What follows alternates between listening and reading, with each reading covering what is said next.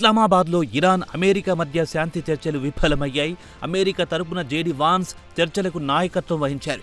చర్చలు విఫలమైన వెంటనే ఆయనొచ్చిన దారినే తిరిగి అమెరికాకు వెళ్లిపోయారు. అయితే హార్ముజ్ జలసంధిలో ఇరాన్ అమెరికాపై పట్టు బిగించింది. సముద్ర జలాల నుంచి వెంటనే అమెరికా తమ యుద్ధ నౌకలను దారి మళ్లించాలని హెచ్చరించింది. ఇదే మీకు చివరి వార్నింగ్ అంటూ హెచ్చరించిన వీడియోలు ప్రస్తుతం సోషల్ మీడియాలో తెగ వైరల్ అవుతున్నాయి. అమెరికాకు చెందిన 2 యుద్ధ నౌకలు USS Frank E Petersen junior, USS Michael మర్ఫీలు శనివారం హార్ముజ్ జలసంధికి చేరుకున్నాయని అమెరికా ప్రకటించింది. అయితే ఇరానియన్ ప్రభుత్వ మీడియా తాజాగా విడుదల చేసిన వీడియోలో ఇరానియన్ నేవీ అధికారులు అమెరికాకు చెందిన యుద్ధ నౌకలను వెంటనే హార్ముజ్ జలసంధి నుంచి తప్పుకోవాలని, ఇది చివరి హెచ్చరిక అనే వార్నింగ్ ఇచ్చినట్టు ఇరాన్ ప్రభుత్వ మీడియా విడుదల చేసిన వీడియో బట్టి తెలుస్తోంది. అయితే అమెరికా శనివారం నాడు ఒక ప్రకటనలో 2 guided missiles destroyers USS Frank E Petersen junior అలాగే యుఎస్ మైఖేల్ మర్ఫీలు హార్ముజ్ జలసంధికి చేరుకున్నాయని ప్రకటించింది. ఫిబ్రవరి నెల నుంచి హార్ముజ్ జలసంధిని ఇరాన్ దిగ్బంధించిందని, అక్కడ మందు పాత్రలను పేర్చిందని, వాటిని క్లియర్ చేస్తోందని అమెరికా వాదిస్తోంది. అయితే టెహరాన్ మాత్రం తాము మందు పాత్రలను పరచలేదని ఖండిస్తోంది. ఇక ఇరానియన్ మీడియా విడుదల చేసిన వీడియోలో ఐఆర్జీసీ కాఫ్ సైనికులు యుఎస్ఎస్ ఫ్రాంక్ ఈ పీటర్సన్ను వెంటనే వెనక్కి తరలిపోవాలని, మీ దిశను మార్చుకోండన్న హెచ్చరికలు వినిపించాయి. తక్షణమే హిందూ మహాసముద్రంలోకి వెళ్లాలని ఆదేశాలు జారీ చేసింది. ఒకవేళ తమ ఆర్డర్లను అంగీకరించకపోతే మిమ్మల్ని లక్ష్యంగా చేసుకుని దాడులు చేస్తామని హెచ్చరించారు. కాగా ఇరానియన్ నేవీ సభ్యులు మాత్రం అమెరికా యుద్ధ నౌకకు గుర్తింపు నంబర్ కూడా ఉందని గట్టిగా చెబుతున్నట్టు వీడియో ఫుటేజ్లో వినిపించింది. అయితే ఇరాన్ సైనికులకు కౌంటర్ ఇస్తూ యుఎస్ఎస్ ఫ్రాంక్ ఈ పీటర్సన్ సభ్యురాలొకరు కూడా గట్టిగానే స్పందించారు. తమ నౌక అంతర్జాతీయ చట్టానికి లోబడే తమ నౌక ప్రయాణిస్తోందని బదులిచ్చారు. మిమ్మల్ని సవాల్ చేసే ఉద్దేశం తమకు లేదన్నారు. ఆ తర్వాత ఐఆర్జీసీ సైనికులు అమెరికా నావికాదళ యుద్ధ నౌక ఒమన్ సముద్రంలో ప్రయాణిస్తోందని చెప్పారు. కాగా ఇరానియన్ సైనికుడొకరు ఇది సెపా నేవీ, ఇదే చివరి హెచ్చరిక అన్న మాటలు స్పష్టంగా వినిపించాయి. ఆ తర్వాత వీడియోలో అతి సమీపంలో యుఎస్ యుద్ధ నౌక కనిపించింది. ఆ తర్వాత వీడియోలో ఒమన్ సముద్ర జలాల్లో ఉన్న అన్ని నౌకలను ఉద్దేశించి అటెంషన్, ఇది ఇరాన్ నెపా నౌకాదళమంటూ హెచ్చరించారు.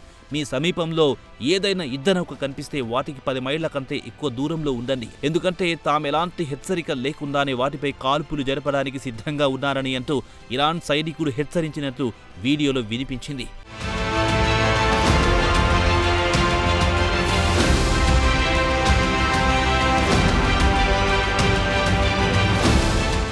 ఇరాన్ మీడియాలో వస్తున్న కథనాల ప్రకారం ఐఆర్జీసీ అమెరికా నౌకలను హెచ్చరించిన తర్వాత అమెరికా డెస్ట్రాయర్లు వెనుతిరిగాయని, ఆ తర్వాత ఐఆర్జీసీ వాటిపైకి ఒక డ్రోన్ ప్రయోగించినట్టు వార్తలొచ్చాయి. అయితే ఇక్కడ ఆశ్చర్యం కలిగించే అంశమేంటంటే ఇస్లామాబాద్లో ఇటు అమెరికా అటు ఇరాన్ ప్రతినిధుల బృందాలు శాంతి చర్చలు జరుపుతున్న సమయంలో ఈ ఘటన జరిగింది. ఆదివారం ఉదయం వరకు కొనసాగిన ఈ చర్చల్లో ఎలాంటి పురోగతి కనిపించలేదు. చివరకు చర్చలు విఫలమైనాయి. ఇదిలా ఉండగా యుఎస్ సెంట్రల్ కమాండ్ లేదా సెంట్కామ్ శనివారం నాడు తాము హార్ముజ్ జలసంధిలోకి మందు పాత్రలను తొలగించేందుకు తమ బలగాలను సిద్ధం చేశామని, దీనికోసం 2 యుద్ధ నౌకలను రంగంలో దించి మందు పాత్రలను తొలగించే పని చేపట్టినట్టు తెలిపింది. USS Frank E Pietersen, USS Michael మర్ఫీలు హార్ముజ్ జలసంధిలోని సముద్ర గర్భంలో ఇరాన్ ఐఆర్జీసీ పరిచిన మందు పాత్రలను వెలికి తీయడానికి యుద్ధ నౌకలను తరలించామని అమెరికా నేవీ వివరించింది.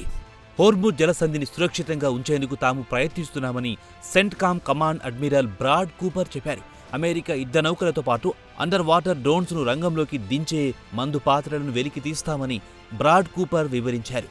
కాగా ఈ ఏడాది ఫిబ్రవరి 28 నుంచి ఇరాన్ అమెరికా యుద్ధం మొదలైనప్పటి నుంచి హార్ముజ్ జలసంధిపై ఇరాన్ పట్టు సాధించింది. కాగా హోర్ముజ్ జలసంధిని ఇరాన్ దిగ్బంధం చేయడంతో ఇక్కడి నుంచి ప్రపంచ దేశాలకు సరఫరా కావాల్సిన ముడి చమురు నిలిచిపోయింది. దీంతో ప్రపంచవ్యాప్తంగా ఇంధన కొరత ఏర్పడింది. గ్లోబల్ ఆర్థిక వ్యవస్థపై తీవ్ర ప్రభావం పడింది. యుద్ధం ప్రారంభమైన తర్వాత నుంచి హార్ముజ్ జలసంధి గుండా ప్రయాణించే వాణిజ్య నౌకలపై ఇరాన్ దాడులు చేయడంతో పాటు సముద్ర జలాల్లో మందు పాత్రలను కూడా పరిచింది. దీంతో ఈ జలసంధి గుండా వాణిజ్య కార్యకలాపాలు పూర్తిగా స్తంభించిపోయాయి.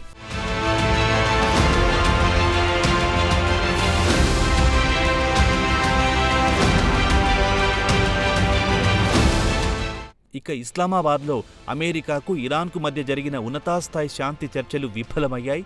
చర్చలకు America vice president JD Vance నాయకత్వం వహించగా ఇరాన్ తరపున parliamentary speaker Mohammad Bagheri Ghalibaf, విదేశాంగ మంత్రి అబ్బాస్ అరాగ్జీ నేతృత్వం వహించారు. ఇక మిడిల్ ఈస్ట్ లో యుద్ధం ముగింపునకు ఒక ఒప్పందానికి రాలేకపోయారు. చర్చలు విఫలమయ్యాయి. దీంతో యుద్ధం మొదలై ఇప్పటికీ 7వ వారంలోకి చేరుకుంది. ఇక చర్చలు విఫలం కావడానికి ఇరాన్ కారణమని ట్రంప్తో పాటు వాన్స్ నెపాన్ని ఇరాన్పై నెట్టేస్తున్నారు. ఇరాన్ వద్ద ఉన్న యురేనియంను తమకు అప్పగించాలని అమెరికా డిమాండ్ చేస్తోంది. దీనికి ఇరాన్ ససేమిరా అంటోంది. అమెరికా డిమాండ్లు అసంబద్ధమైనవని ఇరాన్ పేర్కొంది. కాగా శాంతి చర్చలు విఫలమైన వెంటనే ట్రంప్ యుఎస్ అమెరికా నేవీని వెంటనే హార్ముజ్ జలసంధిని దిగ్బంధం చేయాలని ఆదేశించాడు. ఇక ట్రంప్ తన సోషల్ మీడియా ట్రూత్లో ఒక పోస్టు పెడుతూ తన అంతిమ లక్ష్యం హోర్ముజ్ జలసంధిని మందు పాత్రల నుంచి విముక్తి చేసి అన్ని రకాల వాణిజ్య నౌకలను అనుమతించాలనేదే తన ప్రధాన ఉద్దేశమన్నారు. ఇరాన్ ఈ జలసంధిని అడ్డుపెట్టుకుని లబ్ధి పొందడానికి అనుమతించరాదని ట్రంప్ అన్నారు. ఇక అమెరికా నేవీ ప్రపంచంలోనే అత్యద్భుత నేవీ అని పొగడ్తలు కురిపించారు. ఇరానియన్ నేవీ ఏదైనా వాణిజ్య నౌకపై దాడి చేస్తే ఇరాన్ అంతు చూస్తామని హెచ్చరించారు. దీనికి ఇరాన్ కూడా గట్టి కౌంటర్ ఇచ్చింది. తమ సముద్ర జలాల్లో ఎవ్వరైనా అడుగు పెడితే వారి అంతు చూస్తామని కౌంటర్ ఇచ్చింది. కాగా ఫిబ్రవరి 28న America, Israel, Iran supreme leader Ayatollah Ali ఖమేనీని బంకర్ బస్టర్ బాంబులతో లేపేసిన తర్వాత ఇరాన్, అమెరికాకు మధ్య యుద్ధం మొదలయ్యింది. ఇక ఇరాన్ ఒంటి చేత్తో ఇటు ఇజ్రాయెల్, అటు అమెరికా గల్ఫ్ దేశాలపై బాంబుల వర్షం కురిపించి నిలువున వణికించింది. ఇక ట్రంప్ బలవంతంగా కాల్పుల విరమణకు అంగీకరించాలని ఇరాన్పై ఒత్తిడి పెంచాడు. గత మంగళవారం నుండి 2 వారాల పాటు కాల్పుల విరమణ ఒప్పందం కొనసాగుతోంది.